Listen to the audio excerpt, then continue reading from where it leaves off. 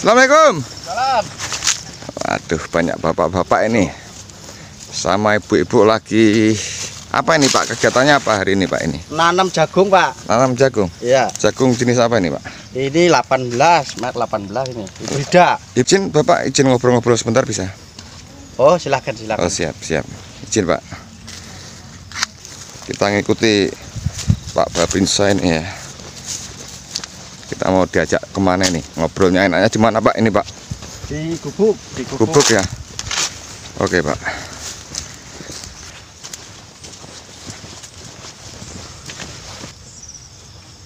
Siang Bang. Siang. Waduh, luar biasa ini. Akhirnya bertemu dengan Pak Salam. Izin saya lepas Bang ya. Nah ini tadi ceritanya saya gini Bang. Ya, tadi saya kan lewat jalan situ sama warung ngopi. Ya. Kebetulan saya dengan situ orang yang punya warung nanya, Pak, kenal Pak Salam? Iya Bu, saya kenal. Gimana Bu? Saya bilang gitu. Itu tadi orangnya lagi ke kebun. Ngapain Bu? Saya bilang gitu. Dia lagi itu Pak, biasa nanam jagung. Nah ini saya agak tertarik Bang. Makanya saya sengaja datang ke sini Bang ya. Untuk sedikit bertanya-tanya tentang gini loh Bang. Sebagai seorang babinsa kan tentunya sibuk Bang ya. Sibuk. Dan ini masih menyempatkan diri Bang ya. Menyempatkan diri bercocok tanam. Apa yang menjadi apa ya? Kok Abang tertarik di bidang pertanian ini Bang?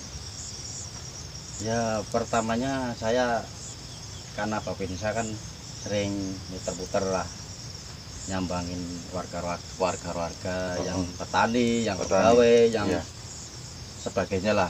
Akhirnya saya tertarik di pertanian ini. Akhirnya saya ngobrol-ngobrol sama petani jagung, gimana caranya, teknik seperti apa, sampai pemasaran seperti apa. Akhirnya saya coba-coba melakukan sendiri gitu, tapi tidak murni saya dilakukan sendiri. Terus? Karena sibuk ya Bang? Sibuk kerjaan, apalagi sekarang kan PPKM kan ini. Karena waktunya kemarin saya turun piket, ya kan. Saya sempatkan meninjau lahan. Iya. Sekalian tadi melihat ada yang kerja, dari kemarin saya suruh memang kerja, ada yang kerja. Oh, begitu ya Bang. Jadi sudah menikmati nih ya Bang ya. Alhamdulillah.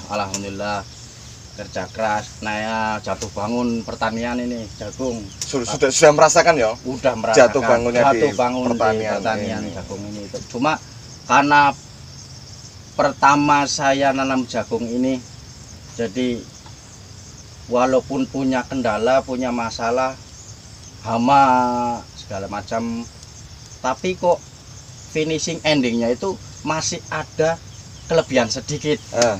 Masih ada bati gitu ya? Masih ada kelebihan sedikit. Upah lelah. Mohon izin, Abang dulu dari bataran mana? Saya dulu dari 323 Kostrad Cakra ya. Cakra. Kalau bicara masalah penugasan tentu nggak bisa diragukan lagi ya. Banyak pengalaman tempur dan lain sebagainya, baik tempur maupun teritorial. Ini yang saya tertarik untuk jagung ini Bang. Ada nggak kendala di perjagungan ini? Banyak kendalanya banyak. Ya cuaca, hama kalau hama masih seperti belalang, mungkin hewan-hewan itu ada obatnya. Gampang, insya Allah gampang bisa ditanggulangi. Cuma yang susah ini virus bule. Virus bule. Maksudnya virus bule itu apa Bang? Itu sejenis virus, jadi menyerangnya di akar tanamannya. Akar tanamannya. Dia kalau tidak ditanggulangi treatment dari pertama, dia kalau sudah kena jangka 2 minggu, 1 minggu udah kelihatan daunnya itu putih, itu udah tidak bisa ketolong lagi. Maksudnya tidak ketolong lagi gimana? Ya dia tumbuh sampai besar sama dengan yang lainnya, tapi tidak berbuah. Itu kalau seumpama satu lah, kalau seumpama setengah lahan sama juga bohong. Kita cuma nanam setengah lahan. Tapi nggak ada hasilnya ya. Nggak ada hasilnya. Nah, makanya itu saya pengen tanya nih, mungkin bisa jadi apa ya, solusi bagi para petani yang tanaman jagungnya terkena penyakit Bule. bule. Bang, mohon izin. Untuk penanganannya bagaimana itu, Bang? Biar bule itu tidak menyerang di ini lahan pertanian terutama jagung, Bang. Oh iya. Ya dari jatuh bangunnya saya bertani ini jagung, karena saya pernah merasakan hasilnya dari payahnya ini nanam jagung. Iya. Jadi saya tidak kapok. Tidak kapok ya. Jadi berpikir keras di bagaimana caranya hama bule ini yang menurut petani tradisional ini susah. Heeh. Ada mitos segala macam. Heeh. Gitu. Mitosnya katanya kalau yang sampingnya udah tinggi baru ditanam itu bisa kena. Iya. Ya kan? Terus ada mitos-mitos lainnya gitu. Tapi saya tetap berpikir ilmiah. Heeh. Saya tanya ke tukang pupuk yang toko jual pupuk, Iya. kepada PPL tas siapa, sambil jalan sambil lihat browsing di YouTube, di Google. Iya. Bule ini apa? Penjagaannya seperti apa? Penanganannya seperti apa? Iya. Rupanya saya udah punya titik terang. Iya. Sedikit titik terang waktu itu. Saya coba lahan 3000 meter. Iya. Saya coba pakai treatment itu. Iya. Penanggulangan bule. Penanggulangan bule ya, Bang. Dan hasilnya alhamdulillah berhasil. Jadi dari 3000 meter itu mungkin kalau kena bule, saya pernah kena bule dengan lahan 8000 meter itu 2 kol. 2 kol. 2 kol bule. Kena bule semuanya. Kena bule semua. Dari itu saya berpikir keras. Gitu. Itu maksudnya perawatannya atau pengobatannya itu bagaimana, Bang? Treatment dari Untuk pertama. Dari pengolahan tanahnya, dari pelakuan bibitnya, terus setelah tumbuh harus pakai apa gitu. Nah, yang saya pakai untuk penanggulangan bule, barangkali ilmu ini berguna.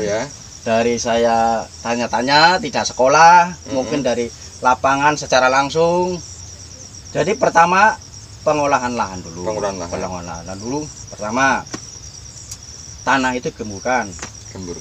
Kalau tidak pakai traktor terlalu besar, menyesuaikan lahan, berarti pakai pacul, dicangkul maju. Yang dicangkul itu yang khusus untuk yang ditanam aja. Satu baris. Mohon izin saya ikut jegrang ya. Oh, nggak apa-apa. Santai aja, santai. Pernah patah jadi enak kalau di bawah. Santai aja, kita di sini santai aja, santai. Izin, Bang, diteruskan, Bang. Oh iya. Ya dari di luar, dari pembersihan dulu, rumput-rumputnya dibersihkan sampai bersih. Itu dari tidak langsung ditanam, jadi ada pengemburan dulu. Fungsinya yang pengemburan pertama supaya kalau tanahnya gembur, akar itu mudah tumbuh karena tidak keras. Kedua, mengurangi zat asam. Jadi kalau tanah kelamaan keras itu kurang oksigen, kedua zat asamnya belum terurai. Iya. Kalau sudah digemburkan, berarti keduanya kalau bisa ada dolomit. Dolomit itu apa, Bang? Dolomit itu baru dengar itu. Kapur pertanian. Itu fungsinya untuk menetralkan tanah, kadar asam, menurunkan kadar asam. Jadi kalau dikasih itu turun ya. Iya, jadi basah. Oh, iya, Bang. Terus, Bang? Kalau tidak ada dolomit, alternatif kalau saya pakai sisin saya. Alternatif pakai bakaran pupuk kandang. Ya, pupuk kandang itu dibakar. Abunya baru tempatkan yang dipacul tadi. Oh, ditaruh di tempat-tempat paculan tadi. Iya, ditaruh tuh.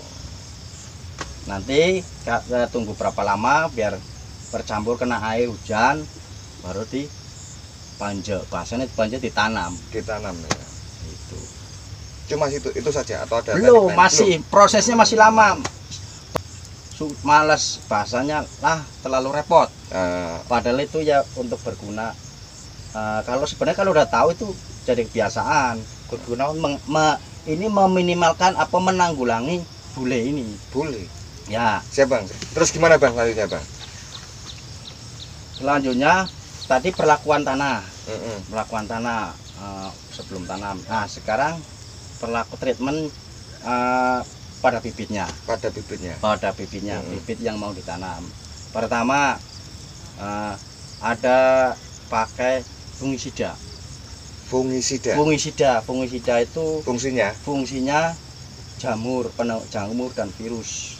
Pembunuh ya? Iya, penanggulangannya. Oh iya. Dengan cara jadi contohnya jam 7 itu mau mulai tanam. 2 jam atau 3 jam sebelum penanaman itu dibongkar semua dulu. Maksudnya dibongkar semua? Dibongkar bibitnya dari plastik itu, dibongkar semua. Di apa ya istilahnya ya? Diangin-anginkan gitu? Bukan, dibongkar dulu jadiin satu di ember. Di ember. Terus dicampur fungisida itu. Fungisida ya banyak mereknya banyak, ada Akrobat, ada Renon gitu, yang bentuknya bubuk ya. Bubuk ada yang cair juga. Itu dibongkar, taruh di ember, kasih air sedikit, biar cepel, bahasanya Jawanya cepel lah. Dikoleh, diaduk. Diaduk, biar bercampur semua. Itu dalam satu ember itu cuma satu saset, itu bentuknya saset sih. Koleh, biar cepel, diamkan itu selama 2 jam 3 jam biar menyerap fungisidanya itu. Fungisidanya didiamkan. Iya, setelah dia aduk dioleh, didiamkan aja. Sebenarnya kelebihannya apa sih Bang dilakukan seperti itu? Karena kan virus bule. Virus jamur itu yang pengobatnya itu udah fungisida itu. Fungisida. Iya. Bahasanya kalau orang itu vaksinasi. Dikebalkan dulu. Dikebalkan dulu. Aduh, saya banyak belajar nih Bang dari pertanian, pengalaman Pak Salam ini tentang menangani bule. Ada teknik lain Bang? Teknik lain belum ada. Sementara pakai, tapi kebetulan pakai itu mujarab begitu ya. Alhamdulillah pernah saya coba langsung.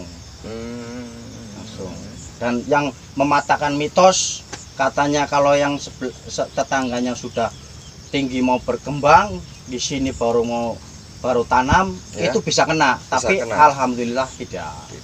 Mematahkan mitos satu, belum mitos yang lainnya. Mohon izin Bang, saya ngikut merokok ya Bang? Ya, monggo. Sama-sama santai. Terus setelah penanaman yang dilakukan apa Bang? Setelah tadi penanaman, jarak dalam 1 minggu itu biasanya daun 2 sampai daun 3 itu. Kalau yang tanahnya tadi gembur ya kan bagus, itu bisa 3 daun. Kalau satu minggu bisa 2 daun, tapi rata-rata 3 daun.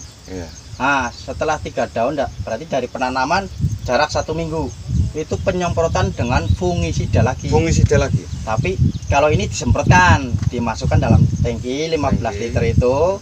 Satu tangki 1 saset diaduk, baru disemprotkan di jagungnya itu sama dengan tanah. Jadi di atasnya pas disemprot di atas tanaman jagung, sama kalau bisa tanahnya kena juga, karena kan faktor di tanahnya itu. Karena menyerangnya di akar. Bule itu nyerangnya di akar, permasalahan utamanya di akarnya itu, di tanah, kena di akar gitu. Nah terus dari tanam sampai panen nih Bang ya, untuk penyemprotan itu sampai berapa kali? Ya kalau terakhir pemupukan pertama berarti 2 minggu. Kalau mau disemprot lagi, lihat hasilnya berarti 2 minggu, semprot lagi sama perlakuannya dilihat. Kalau 2 minggu itu ada yang putih, apa mungkin persentasenya yang putih dengan yang hijau. Kalau yang putih lebih tidak ada, itu berhasil. Adapun 1-2 itu ya berhasil. Seperti itu. Ternyata seperti itu. Ada lain Bang yang perlu disampaikan untuk apa namanya tanam jagung ini biar sukses? Ya semua faktor menunjang sih ya, mendukung. Ada dari cuaca, kayak sekarang kan kemarin cuaca hujan, tahu-tahu panas gitu. Dari masa tanamnya gitu, dari perawatan pertama gitu. Jadi kalau insya Allah kalau tanam jagung hibrida loh ya, bukan jagung manis, nilai ekonomisnya ada. Buat apalagi kalau petani asli, petani apa-apa kerja sendiri. Lain dengan saya, kalau saya kan hanya di sela-sela kesibukan sebagai pemimpinnya ini. Tuh, bahasanya itu mencari tambahan dari bertani. Seperti itu, mencari tambahan dari bertani walaupun jatuh bangun. Putra sudah berapa, Bang? Putra baru 2, laki semua. Laki semua. Umur berapa paling tua? Paling tua umur 15 tahun. 15 berarti tahun. kelas 1 SMA. Iya, 1 SMA. 1 SMA. Oke lah, Bang. Terima kasih, Bang. Iya, ada yang lain? sementara itu. Oke. Terima kasih, Bang ya. Terus harapan untuk para petani, Bang, tentang kaitannya dengan berbagai mungkin beberapa penyakit ya yang sering menyerang pertanian jagung terutama jagung. Kalau sebenarnya petani udah pada tahu. Kalau yang belalang seperti apa, kalau yang ulat seperti apa. Cuma kan kalau yang jadi momok ini sebenarnya boleh. Momok sebenarnya. Kenapa? Kalau dia sudah pernah kena dari umur 1 minggu, nggak bisa ketolong. Harus dicabut, tanam ulang. Gitu. Bang, untuk saat ini yang abang tanam tadi jagung jenis apa? Jagung hibrida. Hibrida itu untuk makanan. Pakan ayam ya? Pur lah, Pak ya. Pakan ayam, pakan doro. Doro bukan lain lagi. Lain lagi ya? Jenisnya lain lagi. Kalau yang merpati doro itu saya tanam di lahan lain. Ada lagi di lahan lain. Untuk harga, Bang, itu gimana, Bang, untuk harga itu per kilonya saat ini? Kalau sekarang harga yang hibrida, terakhir saya tanya di gudang besar penerimaan jagung itu sekarang 54 bisa 535 5.350 per kilo ya, itu yang jagung jenis apa? Doro? Hibrida ya. Kalau yang merpati 10.000. Wah, mahal ya, Pak. Iya, tapi kan tonasenya sedikit. Maksudnya tonasi sedikit gimana? Contohnya kalau seperempat hektar ada 2.500 meter. Kalau yang hibrida bisa, kalau yang normal ya, normal yang sedang lah, itu bisa 1 ton 3 kintal. Tuh, kalau yang hibrida. Tapi kalau yang merpati paling hitungannya kintalan. Iya, 5 kintal. Itu kalau misalnya gini, lahan 1 hektar itu mampu berapa ton kalau sukses? Pak, saya susah ya, karena lahan saya itu bukan satu tempat. Kalau menurut di browsingan di YouTube, di Google itu, kalau yang 1 hektar bisa 10 ton. Itu kalau lahan yang satu areal luas, maksudnya padang lah. Kalau saya ini kan pemanfaatan lahan hutan. Oh gitu ya. Iya, pemanfaatan lahan hutan. Jadi kontur tanah ini berbeda. Ada yang berbatu, kayak contohnya ini kan berbatu, ada yang merah, ada yang hitam, ada yang lempung. Jadi tanah jenis-jenis itu kalau ditanam juga lain-lain. Iya, tergantung treatmentnya kita. Kalau kita kuat ngasih pupuknya ya bisa, hasilnya juga maksimal. Jadi tergantung lahan ya, Bang. Bisa ditanami jagung, terus saya dengar pepaya ya, Bang ya. Kalau pepaya bukan di sini saya, di sawah sama di kebun. Nanti kapan-kapan samain ke sana, Bang. Kalau panen, ada Bang. Lagi kok tahu dari pepaya dari mana ini? Saya dengar ini, Abang ini, waduh, sudah menguasai di sela-sela kesibukan sebagai babinsa. Wih, ternyata saya kemarin ke pasar buah. Dari mana ini? Dari Pak Tentara itu yang tanam itu. Tanam pepaya hebat sekali. Tanam pepaya jenis apa, Bang, itu, Bang? California. Keunggulannya dibanding pepaya yang lain? California dua nilai ekonomisnya, berarti kalau pepaya California itu laku di pasaran pertama, lain dengan jenis yang lain kayak Bangkok itu lebih mahal California. Lebih mahal, lebih laku. Jadi tadi kita itu bincang masalah jagung, larinya ke pepaya. Ya nanti pokoknya kita korek-korek ya Pak Babinsa ini, mohon izin ini. Ya nggak apa-apa. Semoga perbincangan sedikit ini punya manfaat ya untuk teman-teman petani yang menggeluti bidang pertanian. Tentunya untuk kesejahteraan ya. Karena bagaimanapun kalau nggak ada pangan ya nggak bisa makan. Nggak bisa makan. Oke, saya izin Bang, saya terima kasih Bang. Sama-sama. Oke, siap, izin.